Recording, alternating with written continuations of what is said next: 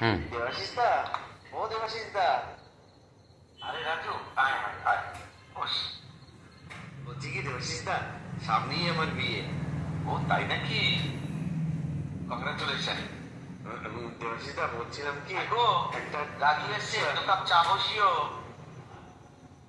বল। বলছিলাম কি, তুমি তো প্রায় 14 বছর বিয়ে করে বৌদির সঙ্গে সুখে সংসার করছো। আমার একটু টিপস দাও না, কি করে সুখে সংসার করা যায়। সরি বল। কেন সরি বলতে যাবো কেন? সরি বলতে বলেছি, সরি বল। তুমি কি পাগল টাগল হয়ে গেল নাকি দেবাশিস দা? বল সরি বল। চাপ বাবা, সরি বল না, সরি বলতে বল যাবো সরি। কেন? আচ্ছা ঠিক আছে, সরি। বিনা দোষে সরি বলতে শিখে গেছিস, তার মানে তুই বিয়ের উপযুক্ত হয়ে গেছিস।